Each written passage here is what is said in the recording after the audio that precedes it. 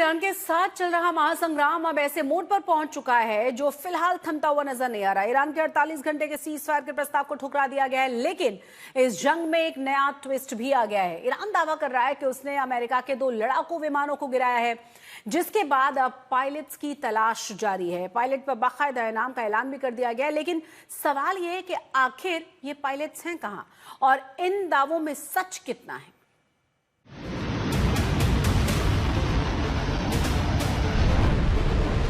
Tonight, Iran's navy is gone. Their air force is in ruins. Their leaders are now dead. Trump के घमंड पर Iran का बड़ा पलटवार।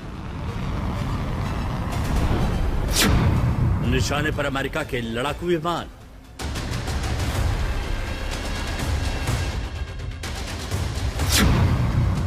हवा में आग का गोला बना F-15E।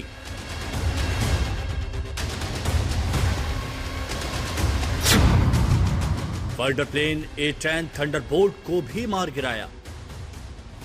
ईरानी सेना को पूरी तरह ध्वस्त करने के ट्रंप के दावों पर ईरान ने बड़ा हमला बोला। ईरान ने अमेरिका का गुरूर माने जाने वाले 2 फाइटर जेट मार गिराए। पहला हमला F-15E फाइटर जेट पर हुआ। अमेरिकी वायुसेना का ये विमान हवा में ही आग का गोला बन गया। F-15E फाइटर जेट पर ईरान की सीमा में हमला हुआ। इसमें सवार एक क्रू मेंबर को रेस्क्यू कर लिया गया, जबकि दूसरा अब भी लापता है। ईरान ने दूसरा हमला एयरक्राफ्ट A-10 पर किया, जो पर्शियन गल्फ में गिरा। हालांकि अमेरिकी अधिकारियों का कहना है कि विमान क्रैश हुआ या मार गिराया गया, ये साफ नहीं है। अमेरिकी मीडिया के मुताबिक 2 अमेरिकी हेलीकॉप्टर भी ईरानी फायरिंग में हिट हुए। ईरान के ये हमले अमेरिका के लिए बहुत बड़ा झटका है, क्योंकि अमेरिकी राष्ट्रपति ट्रंप लगातार दावा कर रहे हैं कि उन्होंने ईरान की सेना को ध्वस्त कर दिया। For weeks, our armed forces have delivered swift, decisive, overwhelming victories on the battlefield. Victories like few people have ever seen before. Tonight, Iran's navy is gone. Their air force is in ruins. Their leaders, most of them terrorist regime they led, are now dead. Their command and control of the Islamic Revolutionary Guard Corps is being decimated as we speak.